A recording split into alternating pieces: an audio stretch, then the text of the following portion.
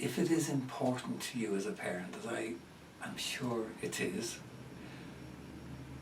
that your child is confident that they can come to you when they need comfort, soothing, or they just want to experience your interest and your joy in what's happening in their world in that moment, then I think this video might be for you. I'm going to be talking about a secure attachment, the safe harbour we offer our children to bring about a secure attachment. And I'm also going to touch on why security is so important.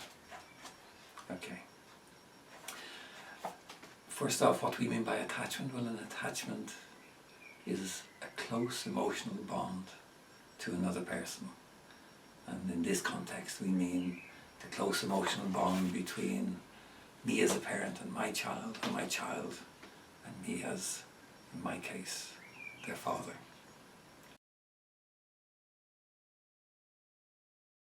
So what do we mean by safe harbour? Well, a safe harbour has a number of functions. You know from the image that we show you on the Lighthouse programme.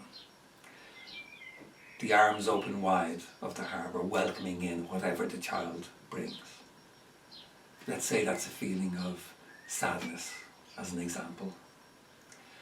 Well, if the child is overwhelmed or is very young, they may not have the words to describe this feeling, or they may not even know what this feeling is.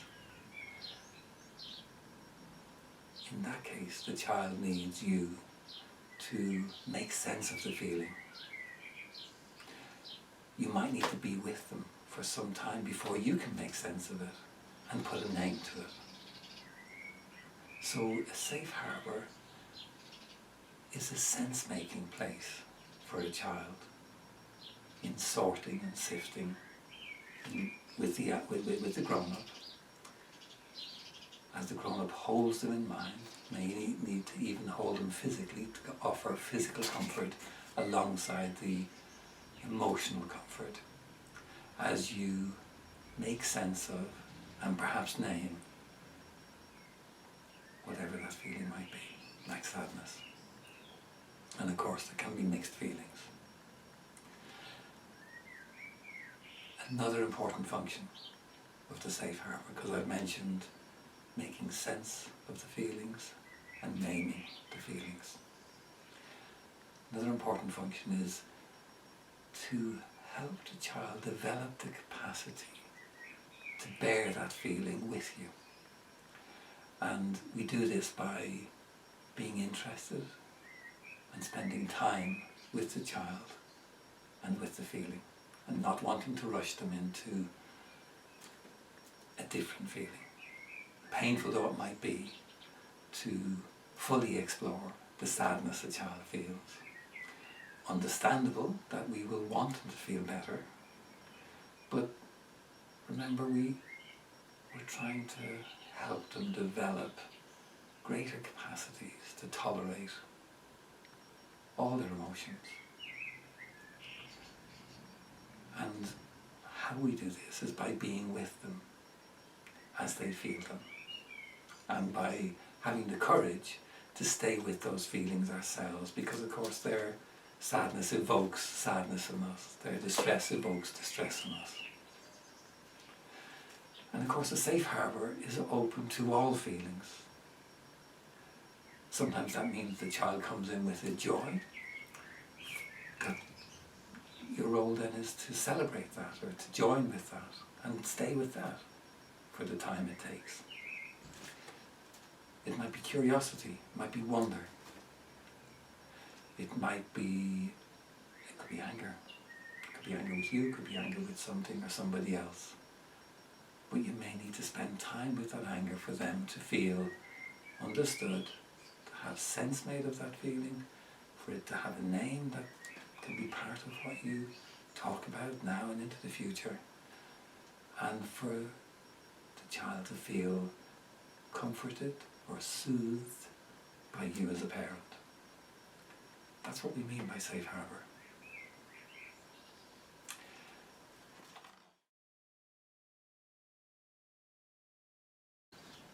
Why is a secure attachment important?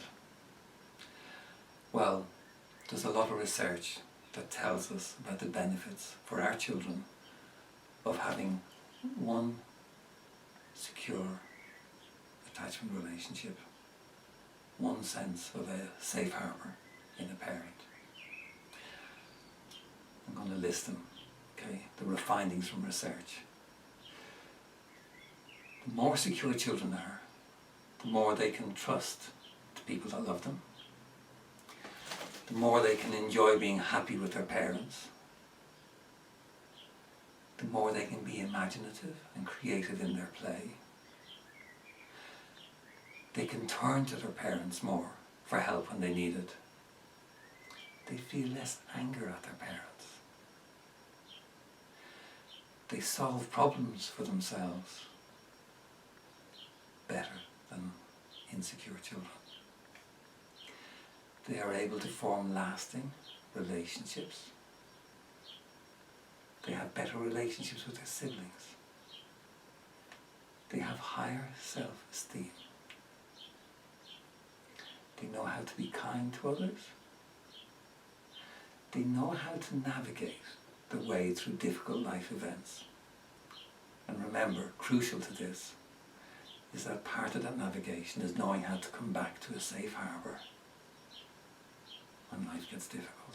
And that safe harbour might be a person in reality coming back to check with you, or it might be recalling your words or your comfort or your hug. They tend to seek attention in positive ways that elicits from teachers and others a positive response. They're often able to put others first. Crucially, they are able to show how they feel. They're better at coping with difficult feelings. They have a trust built out of that experience of a safe harbour consistently. They have a trust that problems can be solved, even if they don't know the answer right now. And they feel stronger emotionally. All of these have been found time and again in research studies as the positive benefits of a secure attachment. Brought about by your providing consistent safe harbour for your child.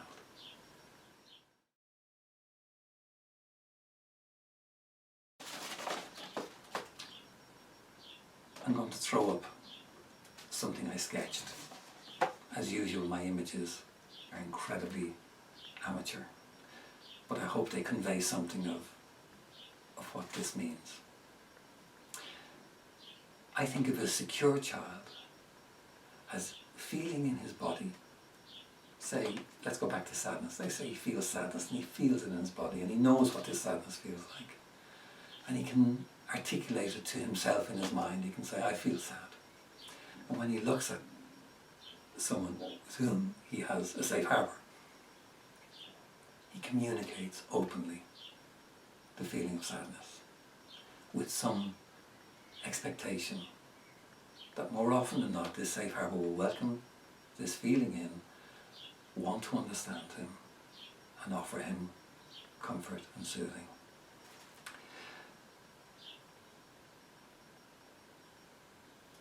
An insecure child might not know what they're feeling in their body and say that they feel fine to themselves and to others. Or that same child might know what they feel in their body, but still choose to say to others, I feel fine. So not signal an honest account of what's happening in their body and mind, or be unable to signal an account of the actual feeling they feel. Another style of insecurity, another pattern of insecurity, is that a child may feel more than one feeling, and the feelings usually include the hurt or the sadness or the fear or whatever it was. That's the secure child will communicate honestly. But this insecure child feels that, but they also feel some anger at the harbour for either not being available, or for looking like it's not available, or for moving too far away. And so with the fear and the sadness being communicated still, comes also the anger or the irritation and the attack. It's a combination of rough seas and piracy. So a secure child, when in rough seas, knows to come into harbour and is confident the harbour will welcome. An insecure child might opt for piracy because they feel the harbour is not consistently available, or right now has moved too far away and is too hard to get to, or looks like it's moving away or shutting its port. And mixed with the sadness or the fear is anger. And an insecure child, who we would describe as being on the raft, has decided, I'm not even going to try and go into harbour. I'm just going to find a calm piece of sea to myself, and I'll manage this alone. And if anybody asks, I'm going to say I'm fine. I'm okay.